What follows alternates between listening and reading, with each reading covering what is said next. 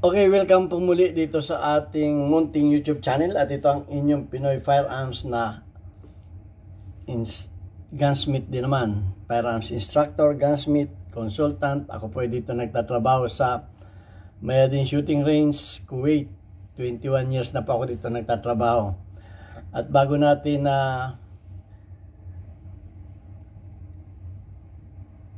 bago tayo magpatuloy ay gusto ko lang munang basahin ang katanungan, ang ating content mula sa katanungan ni Predistopes. Okay, sabi ni Predistopes ay, Maestro, ano pagkakaiba ng 115 grains sa 124 at 147 grains bukod sa bigat nila? Okay, bago natin yan sagutin ay gusto ko lang muna kayong pasalamatan dahil sa inyong like at pag-share ng ating mga videos. Tayo po ay umabot na sa 45,900 plus na mga subscribers. Isang tumbling na lang at tayo magiging 46k na. Okay, at maraming salamat din sa mga silent viewers na hindi nag-skip ng ads dahil ang ating YouTube channel ay ang kita ay tinutulong natin sa 6 na mga estudyante na anak ng mga single parent. Kaya maraming salamat sa inyong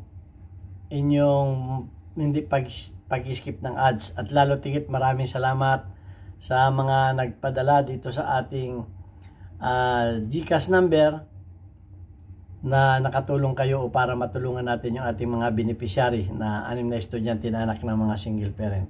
At lalo tigit maraming salamat kay Noli Peace America ng Virginia, USA sa pagpapadala naman sa ating mga premiere videos. Napakalaki share ng iyong naitulong sa ating mga bata. At pagpalain kayo ng ating Panginoong may kapal. Bigyan kayo ng maraming pagpapala at mabuting kalusugan, malusog na pangatawan, sampu ng iyong buong pamilya. Gayon din sa nagpadala dito sa ating GCash number kay Aljon Dating at kay Jubit Francisco ng Teresa Rizal. Okay, puntahan na natin yung katanungan ni Predistopes. Ang sabi, ano ang pinagkaiba ng bala na 115 grains, 124 grains at 147 grains? Ang tinutukoy po niya na yung bigat ng projectile. Okay? Hindi po yan yung powder. Yung bigat ng projectile, itong mga heads. Sa ating experience ay pag mabigat ang bala, pag mabigat ang head ay malakas ang stopping power o knocking power. Yan ang ating karanasan. Kaya nga naimbento itong 45 caliber. Dahil ang tinatamaan nito ay nahihiya ng bumangon. Yan ang ating experience. Pero alamin din natin ang sabi ng mga expert. Doon sa mga hindi naniniwala sa Google, ang ating reference ay mababasa natin sa Google. Kasi yung iba hindi naniniwala sa Google, ang tingin siguro nila mas matalino pa sila sa Google. So hindi na natin pipilitin na maniwala pa sila dito sa ating mga reference. Kasi kung ako magsasalita lamang ng para sa akin, hindi naman ako expert. Pero may mga expert pa sa akin, kaya doon tayo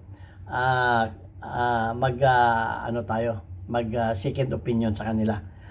Okay, ang sabi nila ay the main difference between 115, 124 and 147 grains 9mm ammunition ay bukod sa bullet weight ay nakakaapekto ito sa velocity. Ang bigat ay nakakaapekto sa velocity, recoil, trajectory, and terminal performance. Okay, at sa mga performance. At tingnan natin, yung lighter bullet, pag magaan, ang sabi ay like 150 grains are faster. Parang science. kahit sa mga tao, mas mabibilis tumakbo yung mga magagaan. Kaya nga yung mga atleta ay hindi nagpapataba. Okay, parang science din ha. Yan. Ito ay kinuha sa science. Are faster and flatter trajectory. Ibig sabihin yung trajectory niya ay flat lang, hindi gumagano at hindi, kumbaga hindi kaagad bumababa. Flat ang kanyang ang trajectory niya. Kasi pag mabigat nga, mabilis bumaba. Okay, so ang sabi, flatter trajectory but hit hard, sabi pa ay but hit greater penetration. Hit greater penetration dahil nga mabilis. Dahil sa bilis niya, hit penetration, greater penetration. Yung heavier naman bullets such as 147, yung mga 147 di mabigat, are slower, mabagal. Mabagal. Ang sabi, mabagal dahil nga mabigat, but deliver more momentum.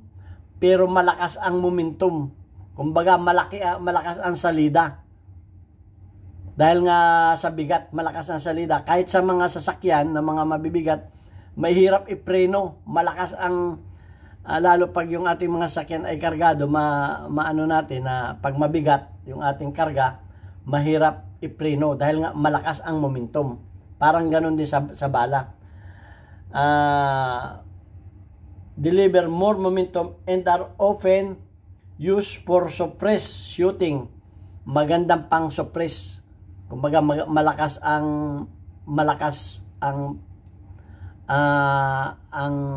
knocking o stopping, pang suppress, malakas ang stopping power niyan.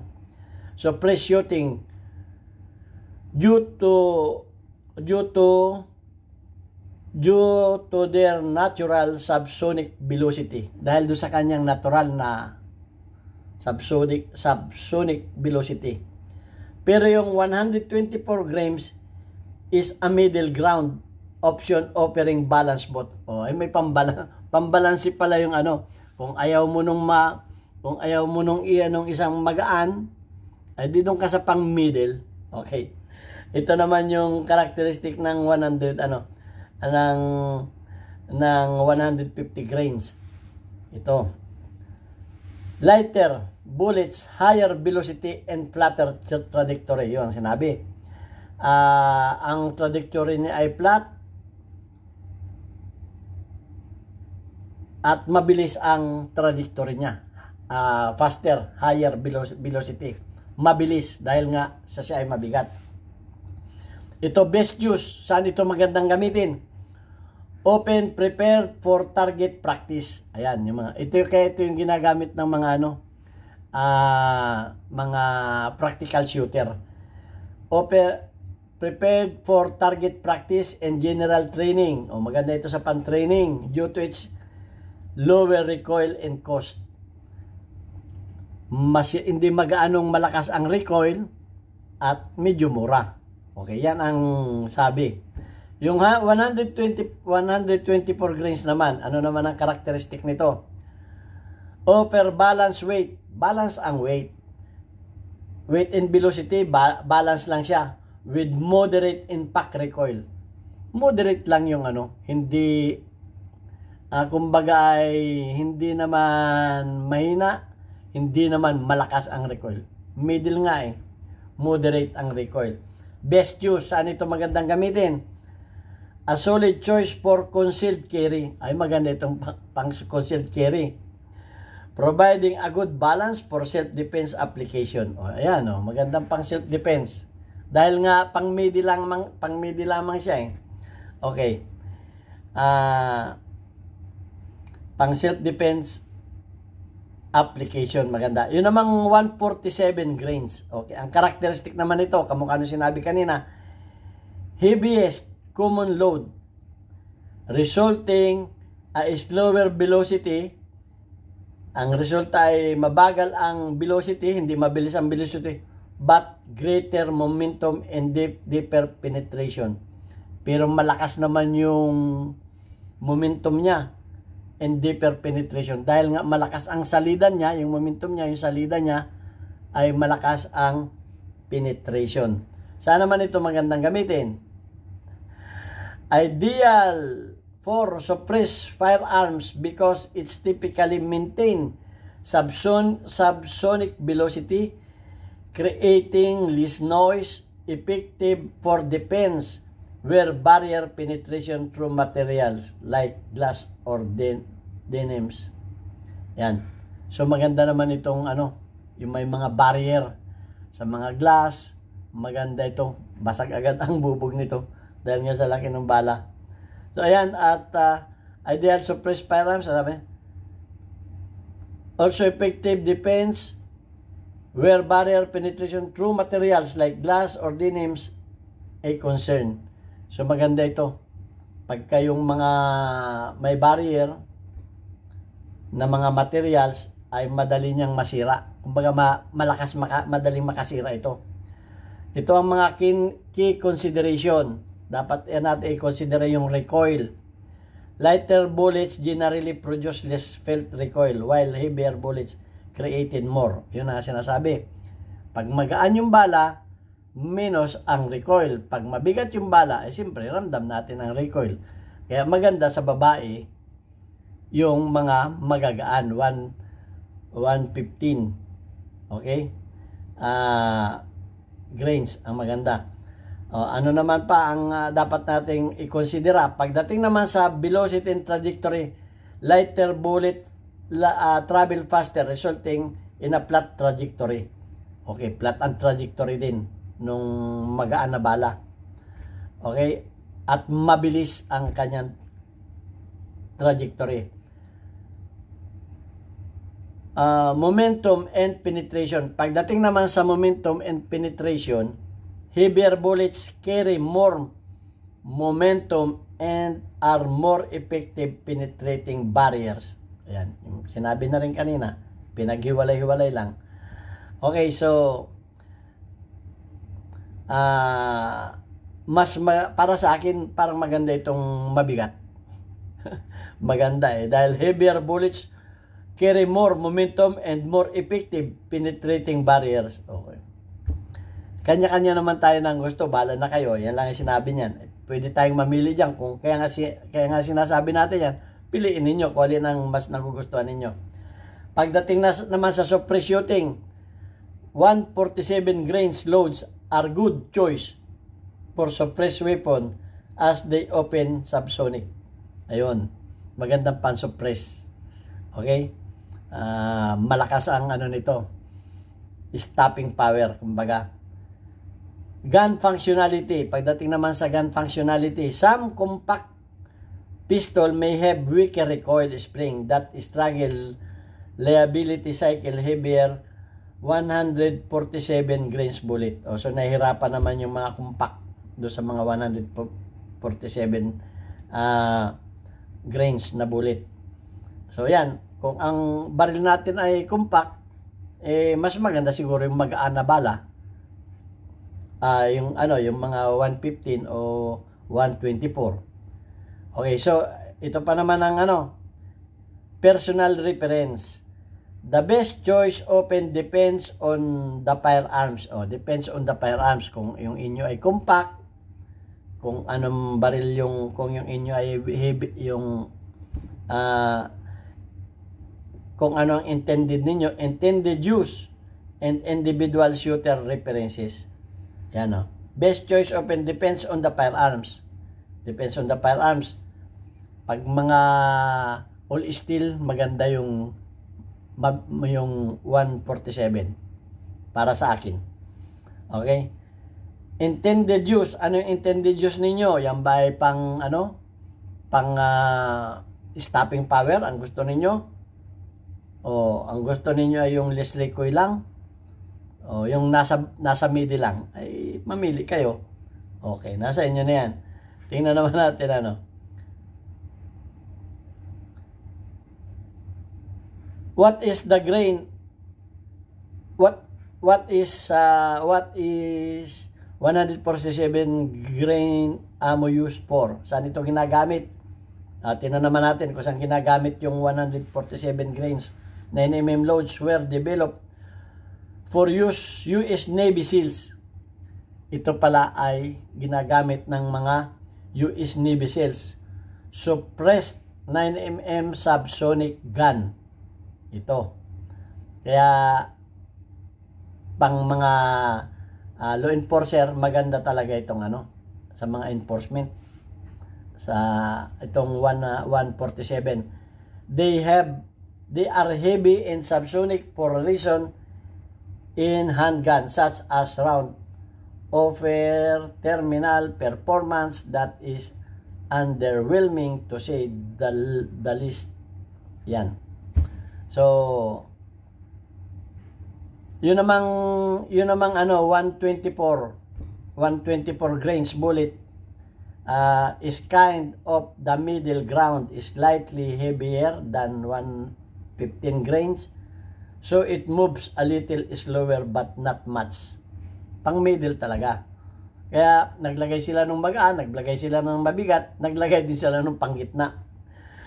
Okay, using 150 grains or 124 grains na mm ammo, they are referring to the weight of the actual bullet of the projectile. Okay, yan yung sinabi ko kanina, yan yung projectile part of the ammunition that is fired from the gun. Ito yun. Ito yung binabanggit niyan. Tingnan naman natin. Ang sabi dito ay detailed comparison. The difference between these loads is weight of the bullets. The more grains in the bullet, like the 147, the harder it will hit. Yung pa rin na sinasabi, pagbigat ng bala, bigat din ng tama, harder will it hit. Ang sabi, does 124 grains have more power than 115 grains? O mas power ba yung 124 kaysa sa 115? Ang sabi, if you're new to shooting, you may wonder why some boxes of 9mm say 150 grains while some shows 124 grains. Bakit may 115, may 124 grains? And offers 127 grains. Bakit may ganon? This can get confusing o nakakalito. Since gunpowder, ang pulbura nito ay pare-pareho lang. Hindi ibig sabihin pare-pareho lang ang measure ng grain, ang hindi ibig sabihin na baka kaya mabilis yung 115 grains ay mas madami ang pulbura at kaya mas mabagal yung 147 grains ay kaunti ang pulbura. Ang sabi dito ay hindi. This can get confusing since the gunpowder is measured in grains, but in this case 150 grains, 124 grains, etc. refers to the weight of the projectile and has nothing to do with a powder charge. Walang kinalaman yung dami ng inilagay na powder. Pero may pagkakaiba dito sa bandang huli. Tingnan natin kung anong pagkakaiba.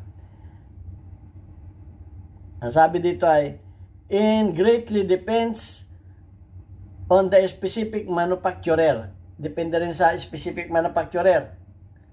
And the weight of the bullets, but it's all research. Ang sabi dito ay, I have done 3 to 5 grains of powder in the normal of 9mm cartridge. Yung powder ay 3 to 5. Depende sa mga nagmanufacture cartridge. 9mm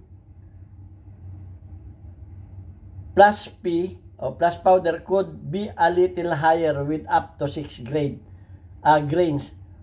Pwedeng hanggang 6 yung P plus 6 grains ang powder, and have seen some recipes as higher. Yung pinakang mataas ay 8.5 grains higher na 115 grains bullet. So, pwedeng yung 115 grains na bullet ay pwedeng hanggang 8.5 grains. Pwede. Pero yung 147 ay hindi nila sinabi. Dahil sa bigat nun, baka sumabog yung barrel. Yun ang aking pagkakaalam dyan. Basta yun na nakalagay dito ha. Yung 115 ay pwede hanggang 8.5 grains.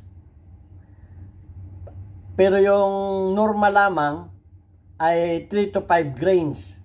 Okay, yung mga P+, plus P, could be a little higher with up to 6 grain. Okay?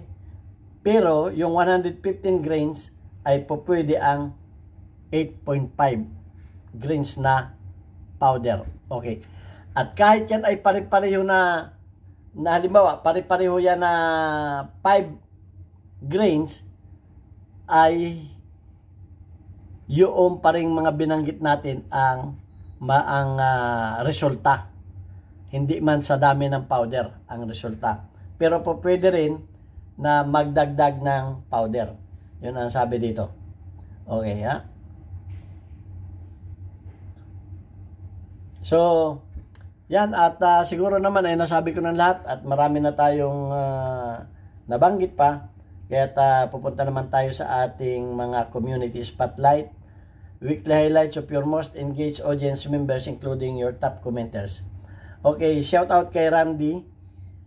Meron kang 100 plus engagement. Shout out kay My Geographic. Meron kang 19 engagement. Shout out kay Tommy Aprachi. Meron kang 100 plus engagement. Shout out kay Gino, Team Delta, Angel. Meron kang 3 engagement. At shout out kay Norman Paul. Meron kang 52 engagement. At shout out sa aking mga kababayan sa Pinamalayan, Oriental Mindoro, sa Alvarez Street, Pinamalayan, Oriental Mindoro. Matatagpuan ninyo yung aming bagong Papa Burgers sa halagang 40 pesos, buy one take one, at Papa Burger kayo sa sarap. Marami pong salamat.